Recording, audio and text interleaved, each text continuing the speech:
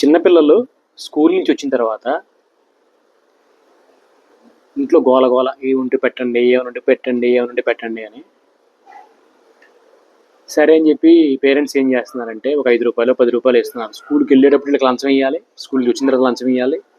అమ్మ నాన్న దగ్గర తీసుకుంటారు, ఒకళ్ళ దగ్గర తెలియకుండా ఒకళ్ళ దగ్గర. మళ్ళీ అమ్మమ్మ, తాతయ్య, బాబాయ్, పెదనాన్న ఇటు నలుగురు 4 5 రూపాయలు 10 రూపాయలు ఇస్తే ఇలాంటివి కొనుక్కొచ్చుకుంటున్నారు. ఇదేంటంటే మన హోలీ పండగకి జరిగిన రంగులు కాదు, రోడ్డు మీద అమ్మే అత్తరో కాదు, ఇవి తినేయి అంట. ఇట్లా నోట్లో కొట్టుకుంటా చప్పరించుకుంటా ఉండాలంట.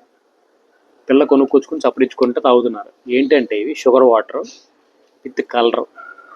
అసలు బిర్యానీ, పెద్ద బిర్యానీ 9 కేజీల బిర్యానీలు వాడితే ఇంత కలర్ వాడతారు. అలాంటిది ఒక పిల్లోడు మొత్తం ఇంత కలర్ తాగేస్తున్నాడు.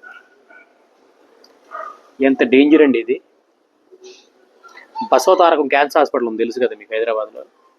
అది పెట్టి ఒక 20 ఏళ్ళు అయ్యిండిద్దాము. అప్పుడు ఖాళీగా ఉండేది.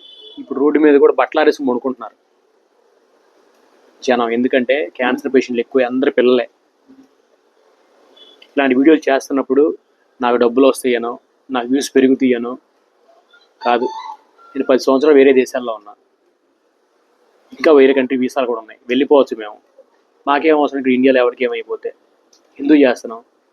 మా భారతదేశం, మా నెక్స్ట్ జనరేషన్ బాగుండాలి, మేము వేరే దేశాలు గర్వంగా చెప్పుకోవాలి మా దేశం గురించి అని.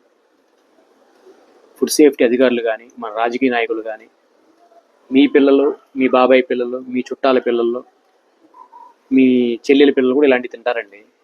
మీరు స్ట్రిక్ట్గా ఉండాలి. సంక్రాంతికి, దసరాకి ఇచ్చే కమిషన్లు తీసుకొని వదిలేయటం కాదు. చాలామంది స్ట్రిక్ట్గా తీసుకోండి. షుగర్ వాటర్ తాగడం, షుగరు, కలర్ తాగడం వల్ల క్యాన్సరు. పిల్లలకి చిన్న వయసులోనే వస్తే మన నెక్స్ట్ జనరేషన్, వీళ్ళు ఇప్పుడు 5 ఏళ్ళకి 3 ఏళ్ళకి 4 ఏళ్ళకి 10 ఏళ్ళకి తాగుతున్నారు కదా, ఆఫ్టర్ 40 years మరి రోజుకి ఇట్లాంటి 2 3 తీసుకుంటూ ఉంటే వాళ్ళు ఆఫ్టర్ 40 years వాళ్ళ పరిస్థితి ఏంటి? మన చిన్నప్పుడు ఇలాంటివి ఉన్నాయా? మా చిన్నప్పుడు అయితే కలర్ రైస్ ఎక్కడో ఒకడు అమ్మేవాడు. చిల్లర కొట్టుకు వెళ్తే పప్పు ఉండలు, ఇలాంటి ఉండలు ఉన్నాయి.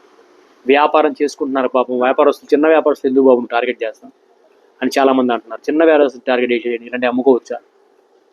పిల్లల ఆరోగ్యం పాడు చేసేది మన వ్యాపారమా? ఇలాంటి అమ్మి మీ డబ్బులు సంపాదించి మీ పిల్లలు పెడితే వాళ్ళకి హెల్తీగా ఉంటారా? ప్లీజ్ అర్థం చేసుకోండి. అందరు షేర్ చేయండి, అందరు తెలిసేలాగా. ఎవడో ఒకడైనా బాగుపడతాడు కదా, అది నా ఉద్దేశం.